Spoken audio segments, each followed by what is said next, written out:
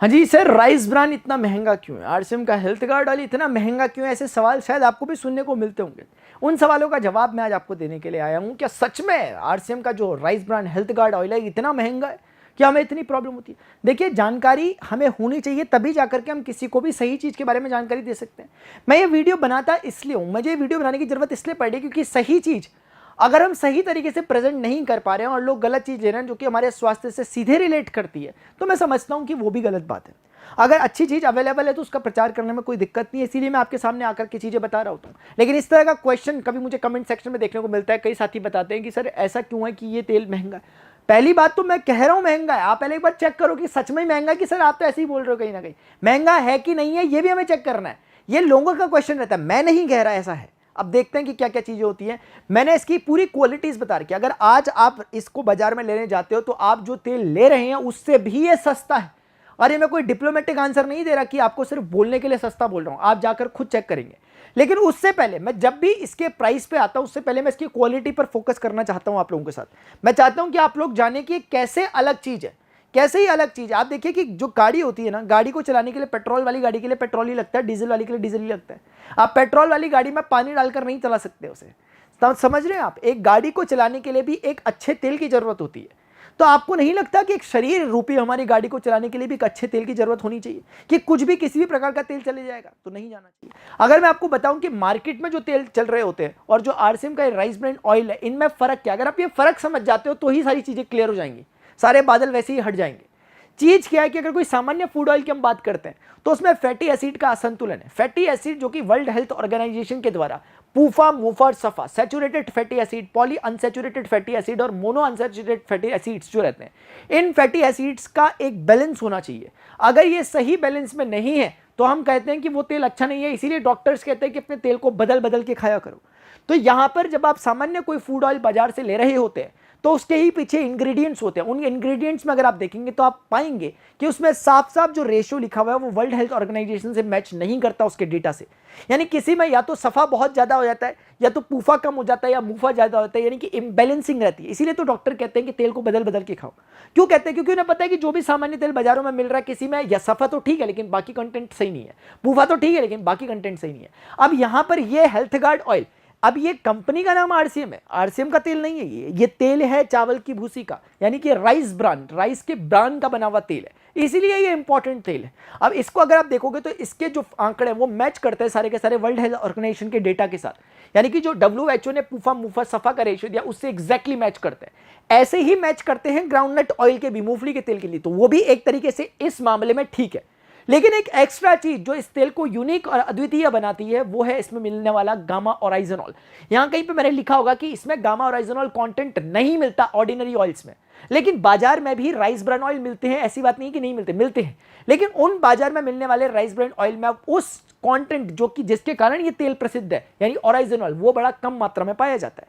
किसी भी सामान्य तेल में जो बाजार में मिल रहा है, अगर वो राइस ब्रान ऑयल है उसमें इतना 14,000 ppm पर लीटर में इतना ओरिजिनल कंटेंट नहीं मिलता, मिलता तो है लेकिन कम मिलता है, जो कि नाम मात्र के बराबर फिर हो जाता है। तो इसीलिए हमें देखना है कि ये तेल क्यों खास है, क्योंकि राइस ब्रान ऑयल के फैटी एसिड का जो संतुलन है वो वर्ल्ड हेल्थ ऑर्गेनाइजेशन के अनुसार है, और दूसरा इसमें गामा ओराइजनॉल नाम का एंटीऑक्सीडेंट है। इसके बारे में मैंने सेपरेट वीडियो बना रखा कि गामा ओराइजनॉल जैसी चीज क्या होती है, कैसे वो आपके कोलेस्ट्रॉल को मैनेज करती है, बैलेंस करती है, कैसे वो चीज गामा ओराइजनॉल जैसी जो चीज होती है वो कोलेस्ट्रॉल को कंट्रोल करने वाली एलोपैथी में दवाई स्टैटिन का विकल्प हो सकती है, जो कि बिना किसी साइड इफेक्ट के है, जो कि बाजार में ब्लड थिनर के रूप में लोग स्टैटिन लेते हैं ताकि ब्लड थिन हो, जो कि हार्ट प्रॉब्लम्स जिनको होती है। लेकिन ऐसी चीज हमें यहाँ पर अगर मिल रही है, प्राकृतिक रूप से मिल रही है, बिना किसी साइड इफेक्ट के मिल रही है, ऐसा नहीं कि किसी रोगी को ये लेनी चाहिए, ये रोग हो ही ना इसलिए हम इसको ऐसा ले सकते हैं, ऐसी ये चीज मिल रही है तो हमें क्यों ना ले, इसीलिए इस बारे में मैं आपको बता रहा हूँ। अगली बात ट्रांस फैट होता है। आपने देखा होगा सरकारी कुछ नियम होते हैं, बोला जाता है कि होटल्स में भी अगर कोई तेल है उसे 2 बार से ज्यादा आप इस्तेमाल नहीं कर सकते, क्योंकि तेल जितने बार जलता है उसमें ट्रांस फैट उतना बढ़ता रहता है। ट्रांस फैट को आप सीधे शब्दों में समझिए जहर है एक तरह का। तो कहने का मतलब है कि वो ट्रांस फैट आप किसी भी सामान्य तेल में उठाकर इंग्रेडिएंट्स में देखोगे तो ट्रांस फैट उसमें पाया जाता है। सरकार के नियम भी है कि 2 mg से इतने से कम होना ही होना चाहिए ट्रांसफर, अदरवाइज वो तेल ही फेल हो जाएगा। लेकिन भारत में चलती भी हैं कुछ चीजें, तो ये स्वविवेक पर है कस्टमर के कि वो देखे जाकर के कि ट्रांसफेट है कि नहीं है तेल में। यहां देखोगे ट्रांसफेट नहीं पाया जाता, सामान्य तेल जो भी आप ले रहे होते हैं ट्रांसफेट उसमें मौजूद होता है, जो सीधा जहर है। उसके बाद अब अगली बात आती है डुप्लीकेसी का खतरा। सर आप ऐसे कैसे कह सकते हैं कि डुप्लीकेट होता है, ये डुप्लीकेट नहीं होता है? ऐसा मैं इसलिए कह सकता हूं क्योंकि ये मान लेते हैं किसी कंपनी एक्स का बना हुआ एक तेल है। आपको पता है कंपनी एक्स का बना हुआ तेल भी जरूरी नहीं है कि जो आपके पास लिखा हुआ है कंपनी एक्स वो सच में ही कंपनी एक्स का हो, क्योंकि डुप्लीकेट किया जा सकता है। मान लिया कोई कंपनी बहुत फेमस है बाजार में, उसी कंपनी के नाम से बाजार घर में बैठकर ही प्रिंटिंग मशीन से उसका रैपर चिपका जा सकता है। क्या पता चल रहा है? ऐसे अखबार में आती है ऐसी खबरें, ऐसे डुप्लीकेसी के बहुत सारे चक्कर पता चलते हैं। तो यहाँ ये डुप्लीकेसी क्यों नहीं हो सकती? क्योंकि यहाँ जब भी कोई सामान ले रहे होते हैं एक पक्का बिल मिलता है, पक्के बिल में काउंटिंग होती है, जीएसटी का बिल करता है, इसीलिए जितना इनपुट है उतना आउटपुट है, उसका रेशियो हमेशा मेंटेन रहता है। और ये तभी हो सकता है क्योंकि इसमें एक प्रॉपर एक सिस्टम बना हुआ है, इसलिए डुप्लीकेसी का किसी भी एंगल से कोई रोल नहीं है। इसको मैंने अभी हल्के में बोला, लेकिन डिटेल में मैं बहुत बार इस बारे में बताता रहता हूँ। अगली बात है सर आपके पास बीमारियों की जड़ है। ये तेल क्यों है बीमारी की जड़? मैंने कहा ट्रांसफैट इसमें मौजूद है तो बीमारी की जड़ है। मैंने कहा कि इसमें फैटी एसिड इंबैलेंस है, बीमारी की जड़ है। इसमें ओराइजोनॉल जैसी कोई चीज नहीं है जो कि स्वास्थ्यवर्धन कर रही है, इसलिए बीमारी की जड़ है। और वही सब चीजें जो इसमें नहीं है वो इसमें है, और जो इसमें है वो जो इसमें नहीं होनी चाहिए वो इसमें है। मैं कहना चाहता हूं कि इसमें सभी के सभी पूफा मुफा सफा का बैलेंस है। इसमें ट्रांसफैट मौजूद नहीं है, इसमें गामा ओराइजोनॉल मौजूद है जो कि कई सारी बीमारी को तो सीधे काटता है, तो इसीलिए स्वास्थ्य का वर्धन करता है, स्वास्थ्य की जड़ है कह सकते हैं। सबसे महत्वपूर्ण बात, ये केमिकली रिफाइंड होते हैं मोस्ट ऑफ द ऑयल्स जो हम मिलते हैं। ये फिजिकली रिफाइंड ऑयल है। फिजिकली रिफाइंड ऑयल होने के कारण ही इसे 4 से 5 बार राष्ट्रपति पुरस्कार मिल चुका है। राष्ट्रपति पुरस्कार यानी कि भारत के राष्ट्रपति की मैं बात कर रहा हूं, यानी अभी नहीं बल्कि 21-22 साल हो गए इसके प्लांट को लगे हुए, अभी से बना हुआ ऐसा है नहीं है। 21-22 मैं गलत कह रहा हूं, सन 2000 से तो 25 साल हो गए, ऐसा समझ लीजिए। अभी ये फिजिकली रिफाइंड होता है कि आपके मन में सवाल उठ रहा होगा कि फिजिकली रिफाइंड का मतलब क्या? फिजिकली रिफाइंड का मतलब देखिए सर ये होता है मैम, ये होता है फिजिकली रिफाइंड का मतलब कि जब भी हम कोई तेल को साफ कर रहे होते हैं, जैसे कोई तेल किसी भी चीज़ का बना हुआ है, जैसे कोई सरसों का बना है, कोई सनफ्लावर बना है, कोई सनफ्लावर का बना है, कोई मस्टर्ड ऑयल है, मतलब मस्टर्ड ऑयल सरसों का तेल, कोई भी अगर तेल है उसको सफाई करनी होती है ताकि वो घर तक फाइनल जो उसका प्रोसीजर होता है उसकी प्रोसेसिंग के दौरान उसकी सफाई करनी पड़ती है, फिल्टर करना पड़ता है। उसको फिल्टर करने के लिए क्या क्या आता है? कास्टिक वगैरह मिलाया जाता है, केमिकल वगैरह मिलाया जाता है। इस केमिकल के कारण जितना अशुद्धियां रहती है नीचे बैठ जाती है, तेल को अलग करके फिल्टर कर लिया जाता है, लेकिन उस केमिकल को डालने के कारण आपके तेल पर उसका गलत प्रभाव पड़ता है, उसी कारण तो ये ट्रांसफैट बढ़ता है। तो उस केमिकल्स के कारण अशुद्धियां हट जाती हैं, लेकिन केमिकल्स ऐड हो जाता है जिसके कारण स्वास्थ्य पर गलत असर पड़ता है। लोगों को एसिडिटी ऐसी प्रॉब्लम क्यों होती है थोड़ी बहुत 2 पूरी खा लेने के बाद? वो इसीलिए होती है।